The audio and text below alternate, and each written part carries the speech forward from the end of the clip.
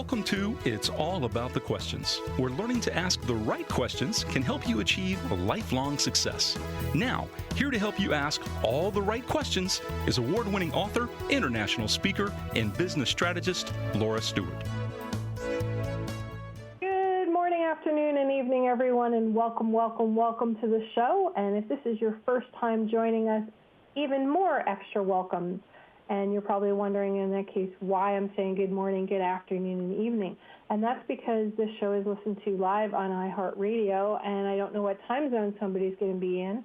And also, it goes to podcasts in countries all over the world, thanks to all of my loyal listeners. And you can listen to the podcast morning, noon, and night. It doesn't really matter. It's on your control, and you can download the podcast on your favorite podcast platforms. Please remember that we love it when you talk about us, when you share what you've learned on the show with your friends, with your family, with your compatriots, all of your friends and family, because that's what this show is all about, helping you shift your perspective, meeting new people with different ways of thinking about things to shift your life. And that's my joy. That is my passion. And that is why I love this show and having you, my listeners out there, reach out to me to let me know what you're learning, what you'd like to learn, and who you'd like to meet. And if I can have them on the show, I will. So let's dive right in now with my guest today, who I had to postpone from the end of the year because my sound-induced vertigo was really bad, and I just couldn't do the show. And he was kind enough to say not a problem and that he could be on the show with us today. So, everything happens for a reason, and I love the fact that the topic we're going to be talking about today is empowering kindness, and I've got the amazing Nathan Caldwell on the show today. So, Nathan, welcome. Thank you so much, Laura. I really appreciate you having me on the show today. Well, it's just so great to have you here, and Arlen Sorensen was the one who had mentioned you had a book coming out. And I always love when people I know through people are doing something that seems so different from what they do in their day job, but yet really isn't so different. And yeah, you're a geek. Yeah, definitely. but you're not just a tech geek, you're a theater geek, and more than anything else, you are a kindness geek. Yeah, definitely. And actually, that's what I think you and Arlen and I all have in common, right? I think that we often are attracted to people when we see the style of leadership that they exhibit that's in line with our core beliefs and our fundamental passions. Yet, in this world today, Nathan, kindness has become a gimmick, a thing almost, where I remember growing up, kindness was just assumed. You were just kind, and the world seemed like a kinder place. And yet now we're celebrating, rightfully so, amazing books from yours, Empowering Kindness. Love your book, by the way. Thank you so much. It's small and powerful. I mean, there is so much content packed in your book. I just couldn't put it down. What do you think it is that has shifted our thinking around being kind? So I love that you made reference to me being kind of a geek. Growing up, I was really into comic books. And now, flash forward, and comic books, every movie that comes out is based on that's based on comic book characters is like $1 billion movie.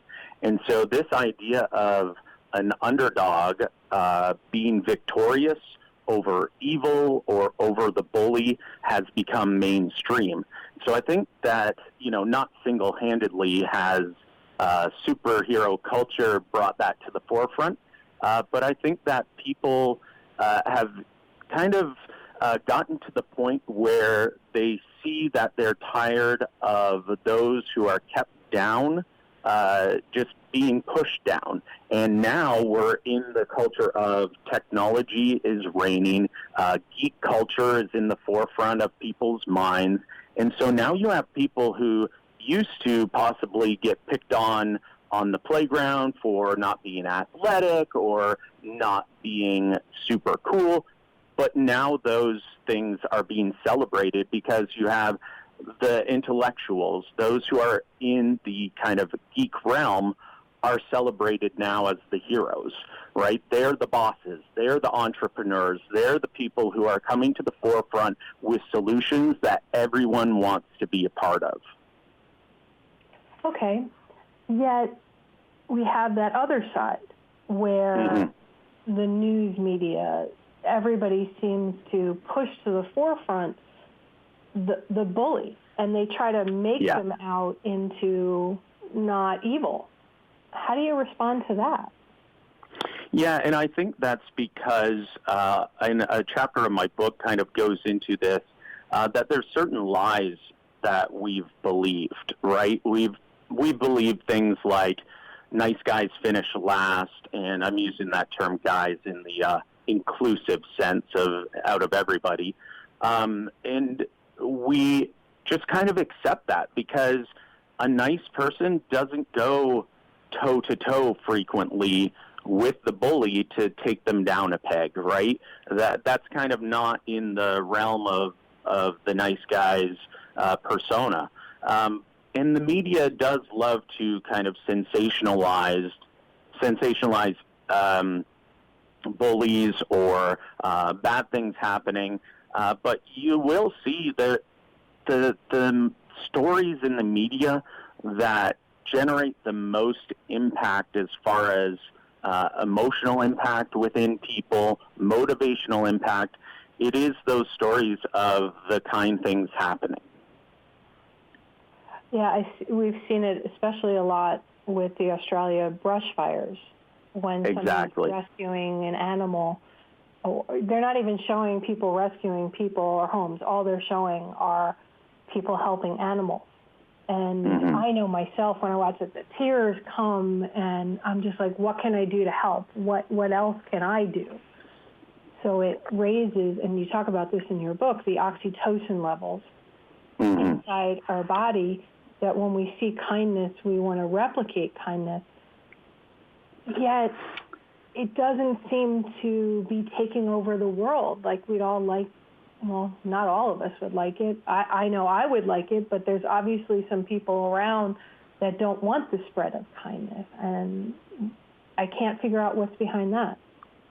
Yeah, and I think that's because we need leaders to kind of recognize that in others and really build their teams around elevating those who are kind and realizing that those are the types of people that make the greatest leaders, right?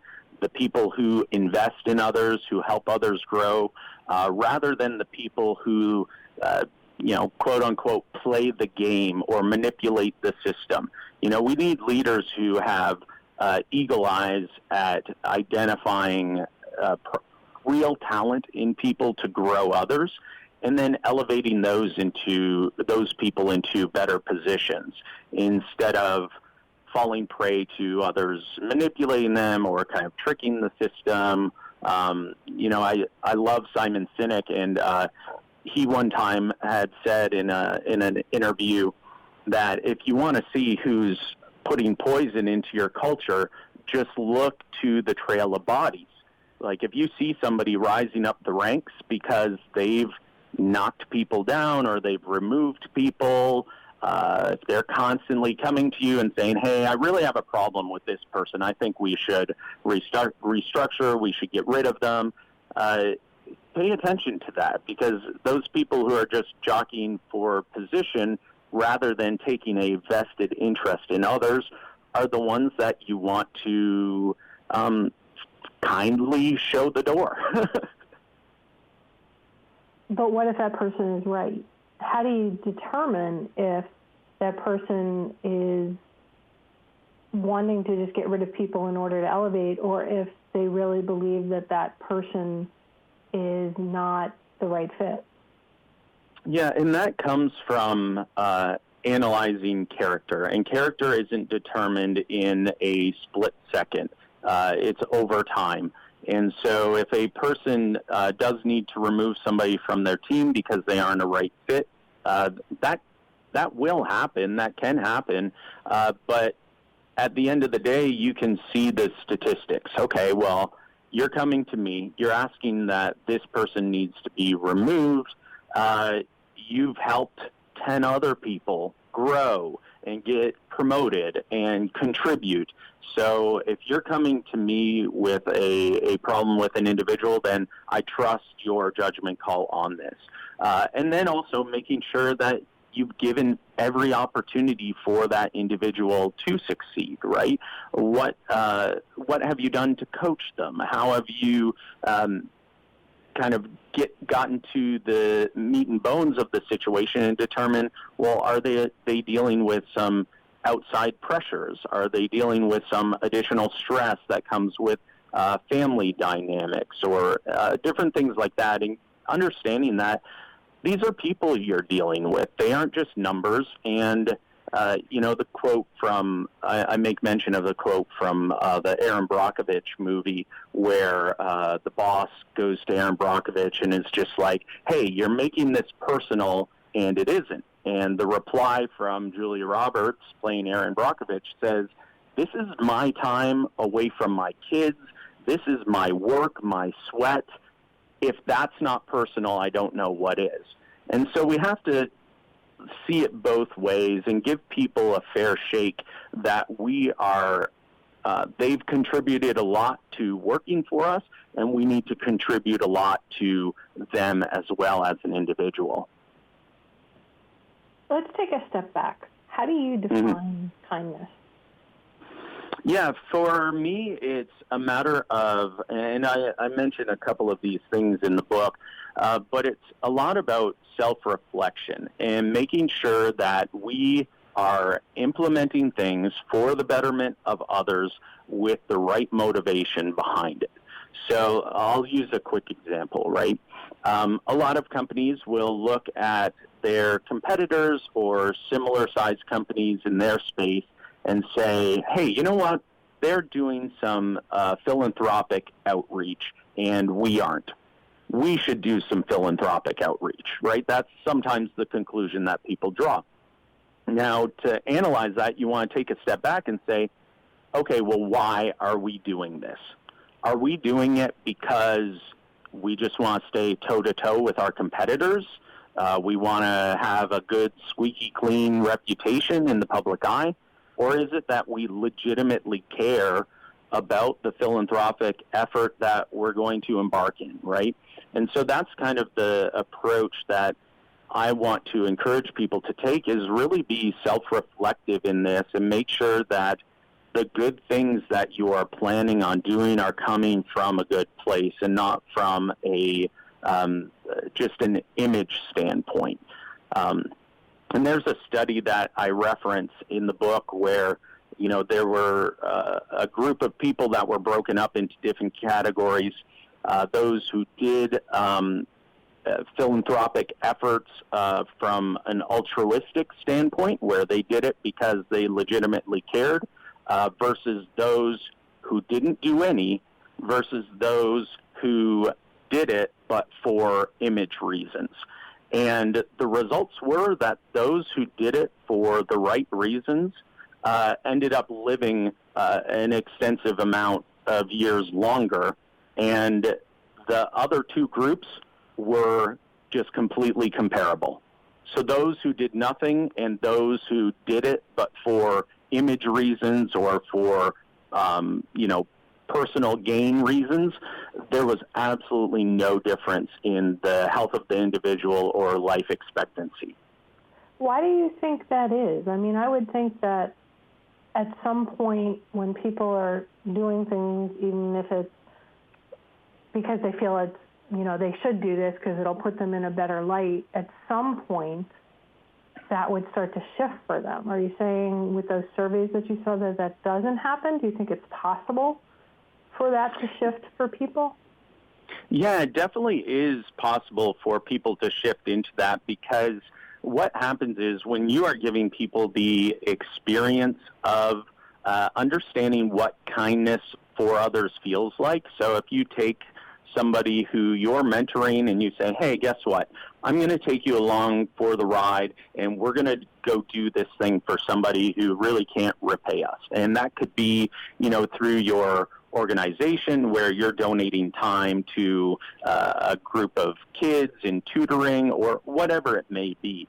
The first go round, people may not get it, right? It may not click with them. It takes a little bit of getting familiar with the process. It takes a little bit of seeing that you are investing in this to really start to reap those rewards.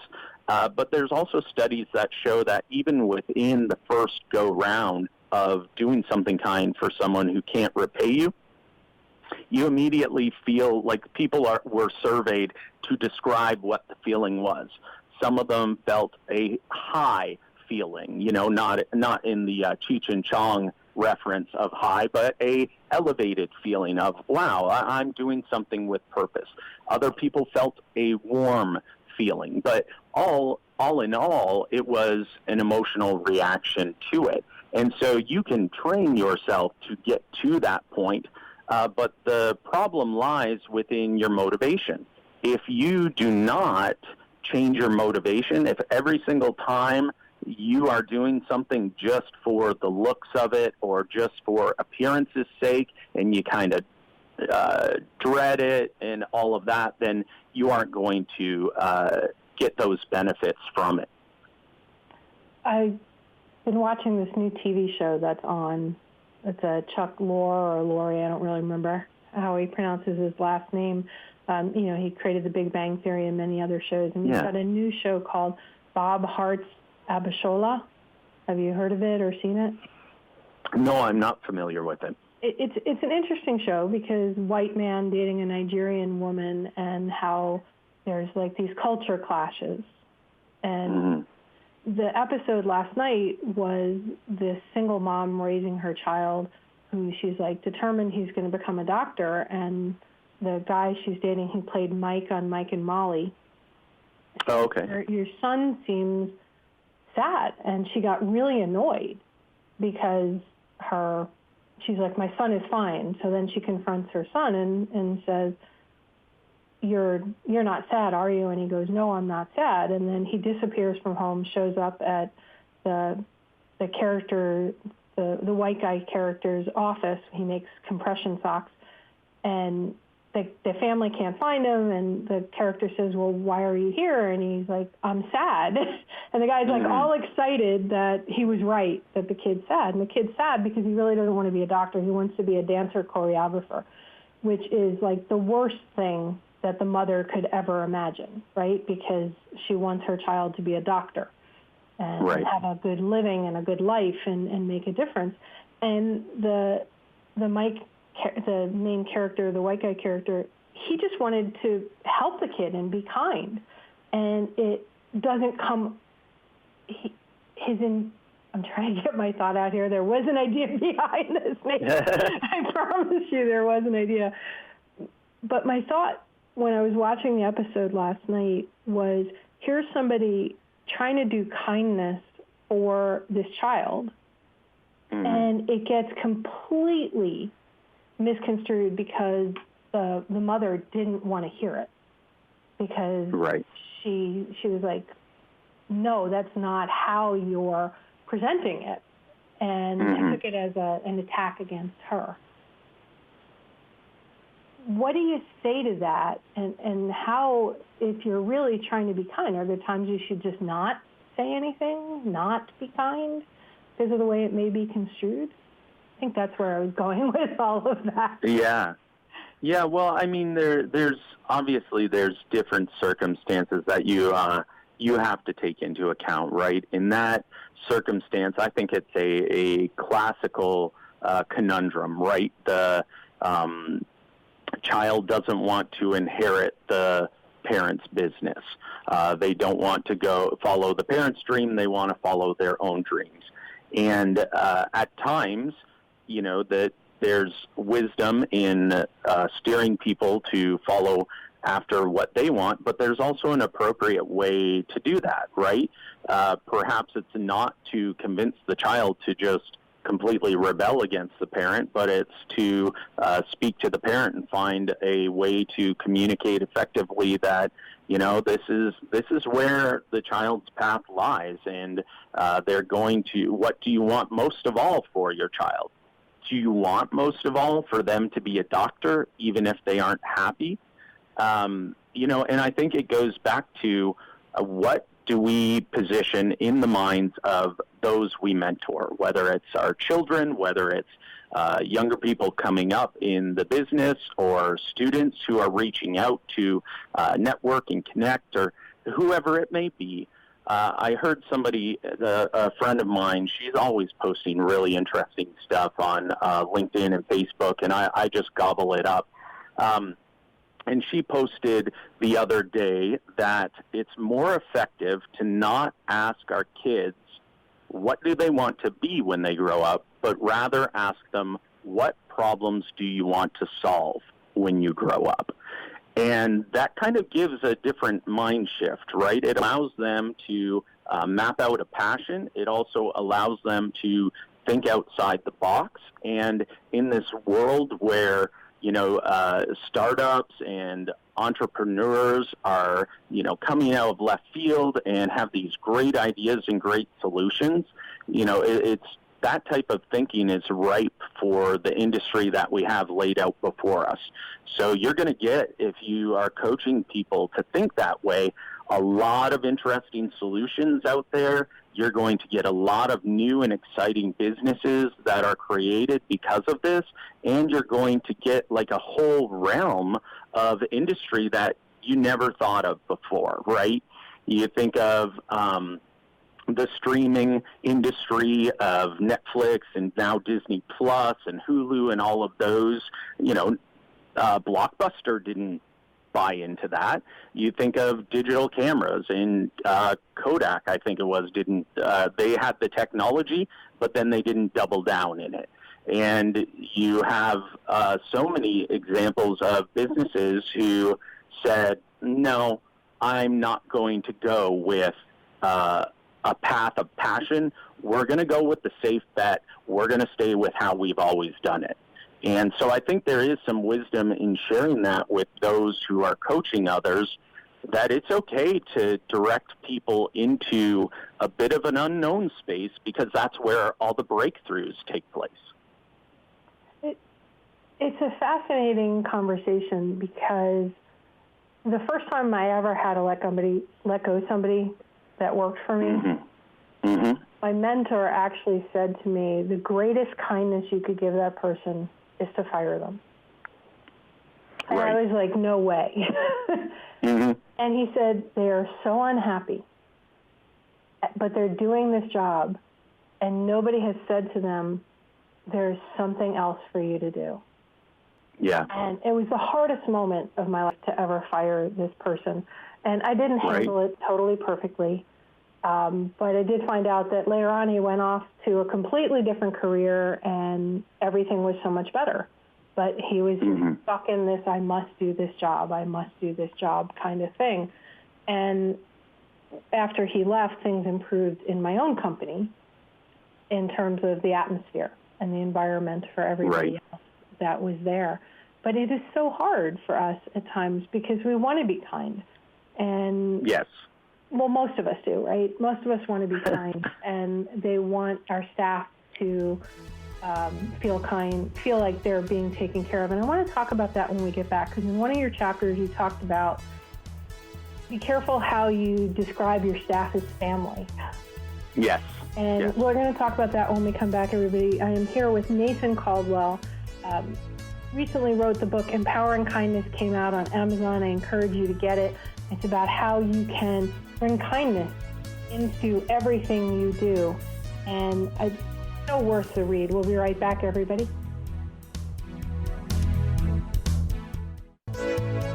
Welcome back, everyone. If you missed the first half, you can catch it on podcasts on your favorite podcast platforms. And we've also just been picked up by Pocket Cast. as another platform for your favorite podcast, and that's on any platform, whether you're Droid, Windows, Apple, iPhone, whatever it may be, Pocket Casts. We are proud to be there. And if you love all things podcasts, subscribe over at podcastmagazine.com. I am the category director for technology podcasts, and you can just read all about your favorite podcasts and some new podcasts that you may never have heard of before. You can get your free digital subscription at podcastmagazine.com. So I'm here with Nathan Caldwell. He wrote a fantastic book called Empowering Kindness, and I know him through my dear friend Arlen Sorensen. By the way, if you're listening to this, Arlen, I know you listen to the show often on podcasts. Get well soon. Really excited everything went well yesterday. So excited to know that you're going to be with us a lot longer on the planet, Arlen, one of the kindest people I know. So, Nathan, in your book, and just before the commercial break, we were talking about this whole idea of kindness being important to your business. And why is kindness so important as a business owner? Kind of backing up to something specific that you said right before we go, because I think it's a really important issue to handle, right? You had talked about letting somebody go within your business who wasn't a good fit, who was miserable in their position, and then it ended up being better for them. And that's definitely the outcome that you want to happen, right? You want your people to go on to become better and to find their song and dance that they can perform and, that they can be happy in. But something that I think is very concerning, though, is if businesses don't first take that level of clarification before letting the person go. You can't just sweep problems under the rug and then allow it to build up and then finally kind of pull the plug on a person, right? Right. This is a life-changing experience that people will go through, and it stays with them for a very long time. If they are let go from an organization without having clear understanding about why, or if they didn't see it coming and they're kind of blindsided by it, it hangs with them in their head for quite a while after that. And so it's really important that along the path, and I hear, Dave Ramsey use this phrase often, to be unclear is to be unkind. And I believe Patrick Lencioni uses that phrase as well. I think it's pretty common, but the idea behind it is if people are meeting expectations or exceeding them, be clear about that. Praise them. Let them know. If they are not meeting expectations, let them know and give them clear metrics about the ways that they can improve that. And it can't be hearsay. It can't be ineffective, nebulous. Well, we've heard from some of your peers that we're going to call it you're doing things the old way or whatever it may be. And then you're giving the person nothing to work with. No clear metrics on how they can improve. No way for them to clarify the communication and understand where did I go wrong. I didn't realize that I was going wrong. I'm happy to change and give me the opportunity. Now, the problem of when you would definitely let somebody go to is if they're refusing to change, right? If they're butting heads with you on the way they think it should be done and that's just not the direction of the company, then you're having a clear conversation with them about that and you can kind of come to an understanding. But it's important that people just are not blindsided by this, right? Sometimes it's inevitable. But then going into your question now about why this is overall important for businesses and why that the mental health and kind of mental state of an individual becomes a business concern or a business topic is because people don't have an on-off switch where they are one way at home and then they just come in and no problems come with them. No stress comes with them, and then they come into work, and they're a blank slate ready to do whatever you need them to do, right? It's all one life. There's not this idea of a split work life. We're one individual, and we carry some of that with us in any spot that we're in. And the way that this affects businesses is then you have workers who, and the stats are that there's a loss of $70 billion in corporate America through medical and productivity-related issues due to mental health. $12 billion of that is due to workplace absence due to mental health issues. And then $11 billion is lost in just productivity. People being stressed about situations, people feeling that depression. And these are very serious conditions that I'm not pretending to be a doctor and talk about the nuance of how that's diagnosed or anything like that. But the reality is that it enters into the workplace environment. And as a business owner, you have the capability to either contribute to the problem or combat the problem by providing avenues for your people to receive increased levels of oxytocin and dopamine because you are providing them with programs and the capability to be kind to others. As you were talking about all that, I had all these thoughts going through my head, and this time I promise you they will come to cohesion faster than that last story I tried to tell.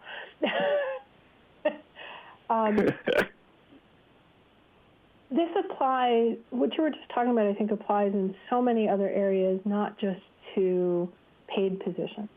I've been on a number of boards, and shortly before my mom passed away, I resigned a position I had on a board.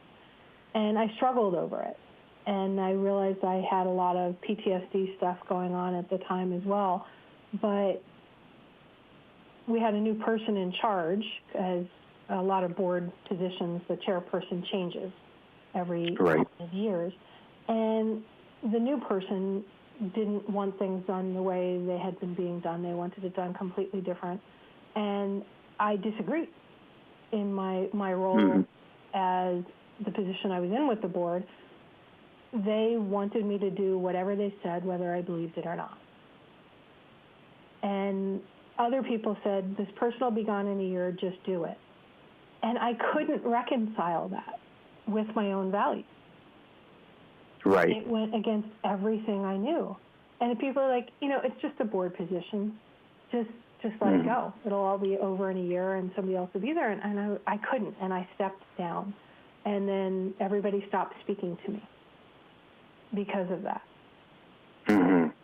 So I totally get what you're talking about, because if you can't fulfill your own personal values when you're working a job with kindness, with being all in, and it's a volunteer position, and all of a sudden you're seeing what you feel are values changing, can you ever shift that? I mean, is it, from your research that you've done, killing with kindness? I mean, I tried, it didn't work, and then finally I couldn't live it anymore, and I had to walk away because I felt like the surface and what was actually going on behind the scenes were two different things. Right.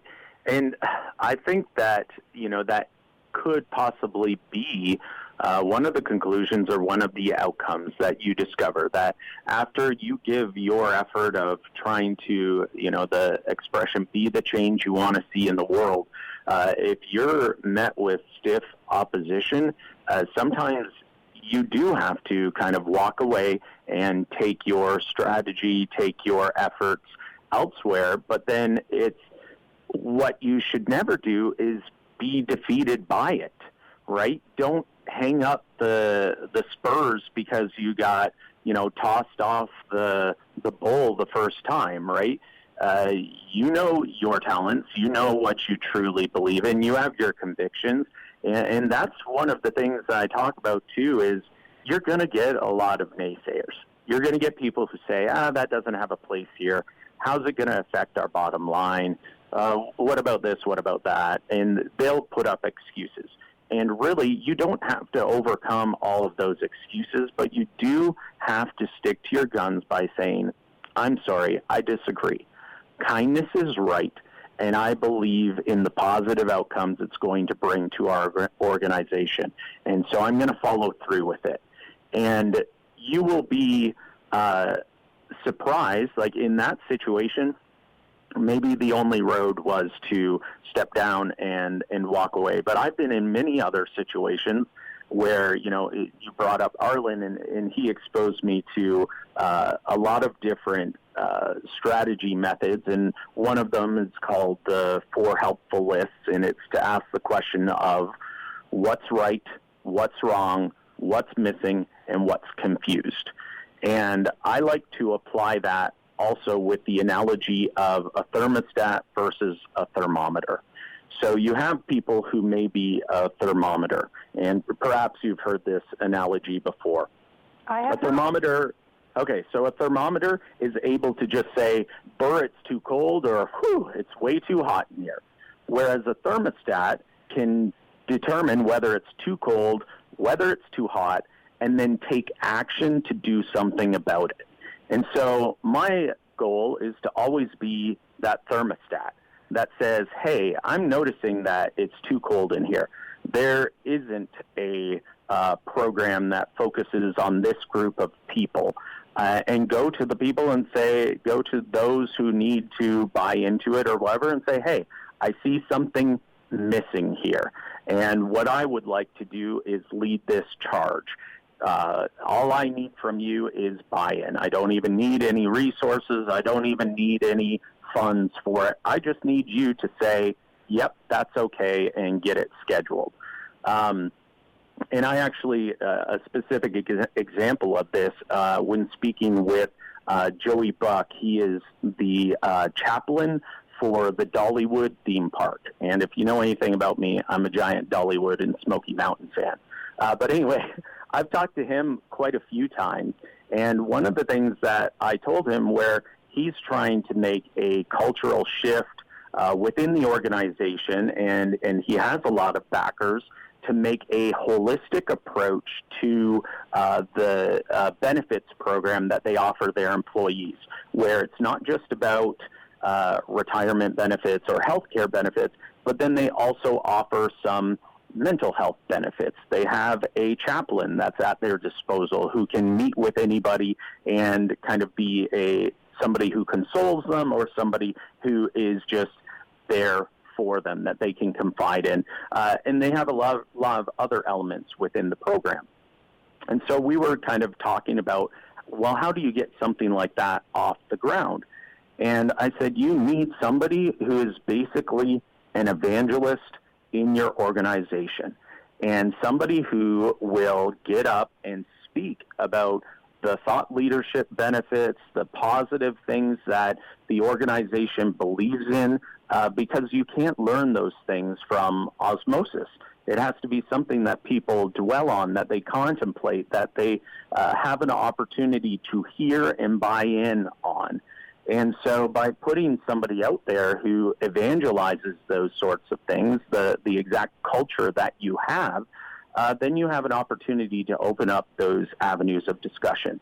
And the piece that I shared with him, that I said, what you'll find surprising is that your culture evangelist could come from somebody internal who's just passionate about working there and will share these messages in an enthusiastic manner.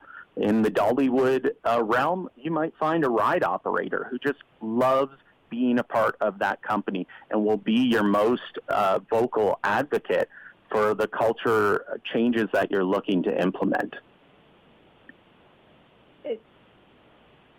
That whole idea of cultivating a culture that attracts people who are wanting to make kindness part of their full-time efforts is, I mean, we see it with Southwest Airlines. Yes. We see it with Disney. We see it with several other companies. Those are the first two that come to my mind. Those companies say that their staff is family, and this goes back to what we started talking about before the national news break at the bottom of the hour. But yet their staff really isn't family, right? And the way we treat family often is very different from the way we need to treat employees, even with kindness. So why is it so important to cultivate a culture that attracts the people to kindness? What does that do for a business owner?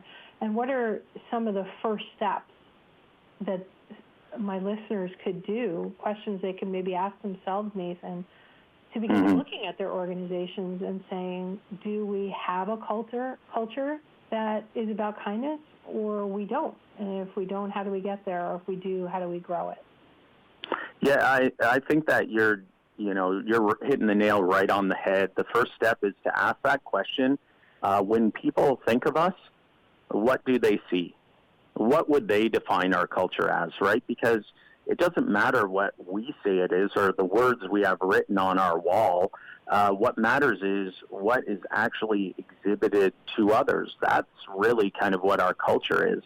And an organization that wants to be identified as having a culture of kindness then needs to ask themselves, okay, is that what we show? If not, why? What's missing? What can we do to make sure that we are being kind? What are people saying internally? What are they saying externally? And I kind of go through some of those steps within the book in the idea of making sure that every step of the way you're asking, okay, does this show the culture of kindness? In our onboarding process, when people are hired, do we show that they're welcome? Do we go out of our way to make them feel a part of the group right from the beginning? Do we go out of our way to let them know that, hey there, we're happy to have you. We think you're going to bring great ideas, but we have quite a bit of training that we want you to go through in order to understand what our culture is all about, right? We can't just assume that somebody is going to be kind or in the method that we deem as kind as an organization, right?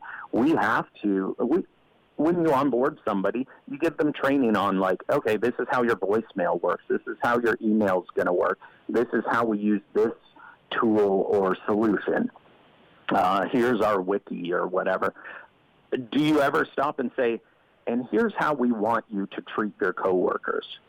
Here's how we want you to treat those people that are reporting to you. Here's how we want you to treat our customers. Here's how we want you to treat our prospects. Here's how we want you to treat our vendors. And my argument is that that type of stuff is even more important than the technical training that they're going to receive. And yet so few organizations really focus on it to the extent of embarking on a change of culture through that. And then it goes beyond just onboarding, right? It goes to ongoing culture evangelism. And I could go on and on and on about that, but I don't want to take up too much time on that point. Well, it's a really important point, and it leads a lot into the subtitle of your book, Why Unlocking Power in Others Will Be Your Greatest Success. Mm-hmm. If we empower kindness, as the title of your book is, to our staff, to our children, to our spouses, to our loved ones, what will that lead to? How will it grow our businesses? How will it grow our lives? How will it change the world? Mm-hmm. I love that this book came out when it came out, Nathan. No, I appreciate that.